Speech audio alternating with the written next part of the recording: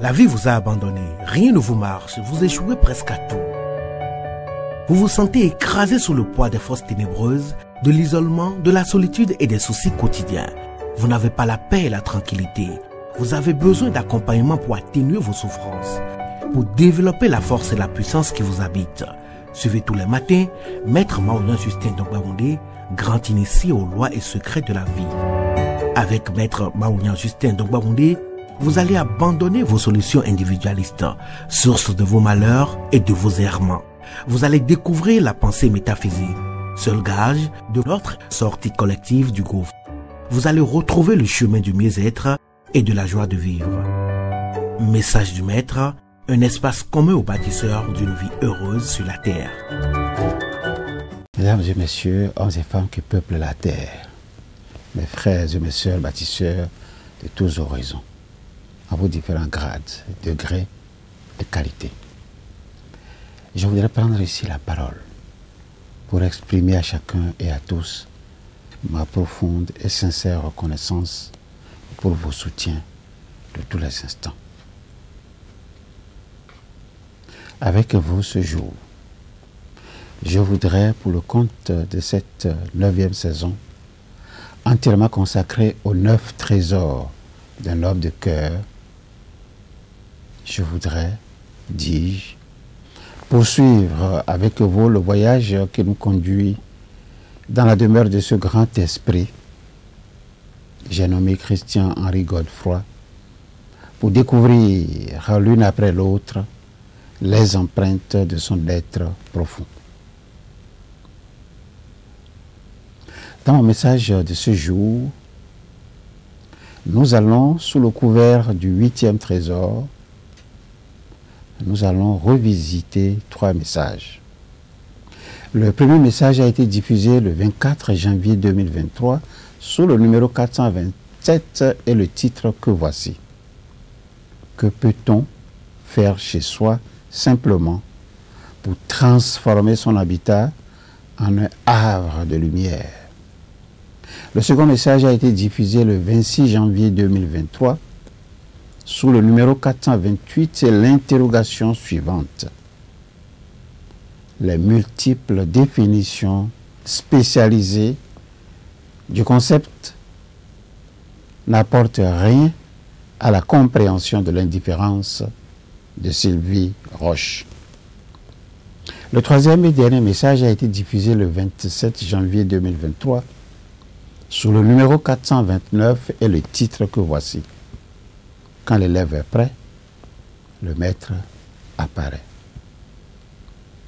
En effet, nous nous interrogeons sur les raisons possibles ayant poussé Sylvie Roche à faire la sourde oreille, autrement, afficher au départ une indifférence à l'égard de l'appel à capter la lumière, appel qui lui a été lancé par Christian Godefroy, appel auquel elle ne va s'intéresser qu'après le décès de ce dernier.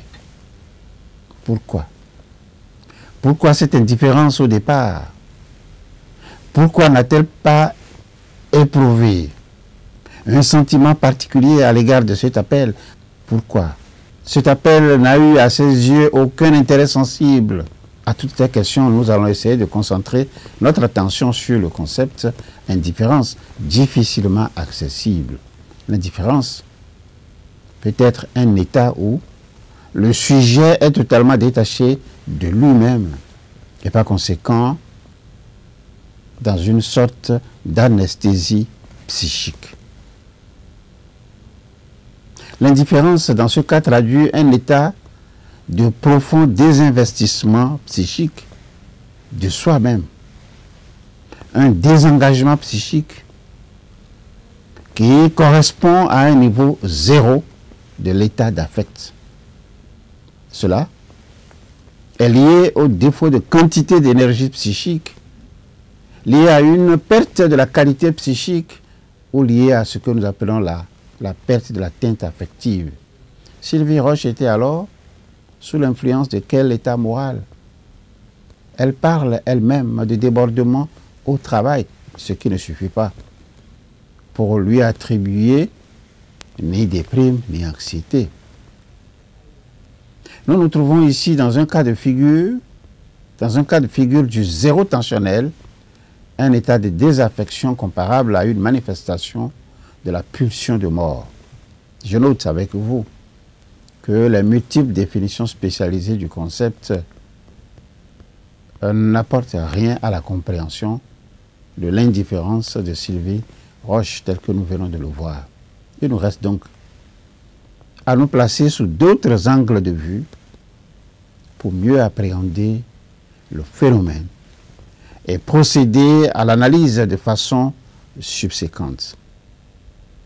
Qu'il vous souvienne que dans l'un de mes derniers messages devant clôturer notre voyage sur le 7e trésor, nous nous sommes demandé pourquoi Christian-Henri Godefroy a-t-il été le premier à demander pardon dans le conflit qu'il oppose à son employé Sylvie Roche alors que il n'en était pas l'acteur principal.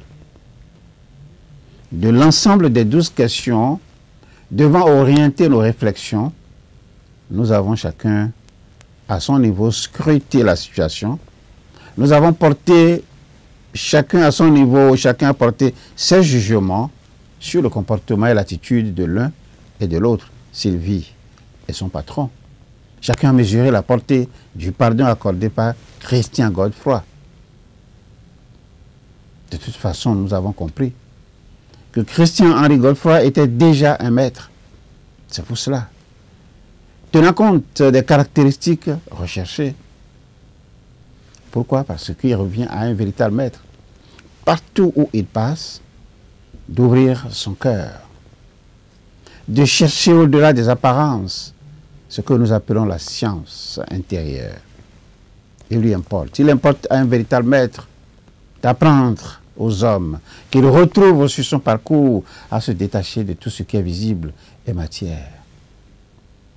Il sait que l'homme attaché, l'homme constamment noyé dans des illusions de l'éphémère et des désirs vides, il sait que cet homme ne peut s'acheminer vers la lumière qui reste le symbole de la connaissance.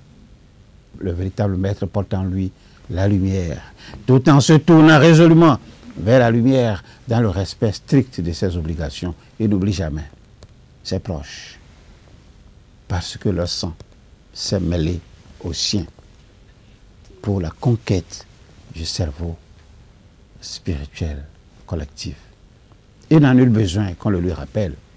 Il s'en souvient tout seul et partage avec ses semblables la récompense qu'il tire de son initiation. Que pouvons-nous conclure? Que pouvons-nous conclure considérant Christian-Henri Godefroy comme le maître et Sylvie Roche comme son élève? Que pouvons-nous conclure? Considérant que le maître ne peut apparaître que si l'élève est prêt, nous pouvons expliquer l'indifférence de Sylvie Roche par cet état de sa conscience du moment.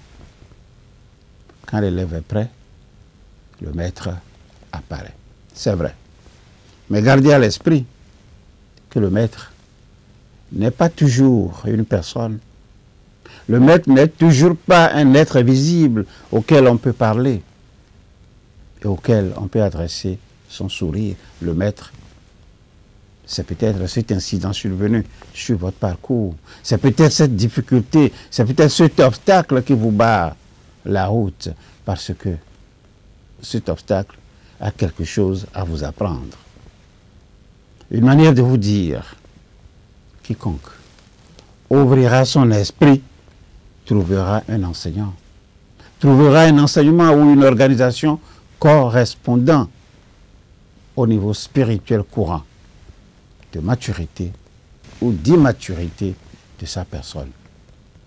Pour que l'élève soit prêt, il doit reconnaître quelques vérités dans l'enseignement. Et cette reconnaissance vient de l'intuition, c'est-à-dire votre guide, votre maître intérieur. Ceci est le premier facteur. Le deuxième facteur est que vous devez vous sentir confortable avec l'enseignement. Et ce besoin de confortabilité vient de la conscience de votre ego. Si vous êtes trop installé dans la conscience de l'ego, vous pourriez être attiré par un enseignement, mais sans véritable profit pour vous. Un enseignement qui vous dit un tout petit peu de vérité, qui fait que votre ego se sente confortable. Ce qu'il faut savoir. Ce qu'il faut savoir ici est que les morceaux de vérité vont aider votre être intérieur à croître si vous les maîtrisez. Les morceaux de non-vérité peuvent devenir un frein ou une résistance et donc empêcher votre croissance spirituelle si votre ego s'arrange pour vous les faire accepter de façon non discriminatoire. Je vais m'arrêter là pour ce jour, espérant vous retrouver très prochainement. Au revoir, à très bientôt. La vie vous a abandonné, rien ne vous marche, vous échouez presque à tout. Vous vous sentez écrasé sous le poids des forces ténébreuses, de l'isolement, de la solitude et des soucis quotidiens. Vous n'avez pas la paix et la tranquillité. Vous avez besoin d'accompagnement pour atténuer vos souffrances, pour développer la force et la puissance qui vous habitent. Suivez tous les matins Maître Maouyan Justin Dongbaoundé, grand initié aux lois et secrets de la vie. Avec Maître Maouyan Justin Dongbaoundé, vous allez abandonner vos solutions individualistes, source de vos malheurs et de vos errements. Vous allez découvrir la pensée métaphysique, seul gage de notre sortie collective du gouffre. Vous allez retrouver le chemin du mieux-être et de la joie de vivre. Message du Maître, un espace commun aux bâtisseurs d'une vie heureuse sur la terre.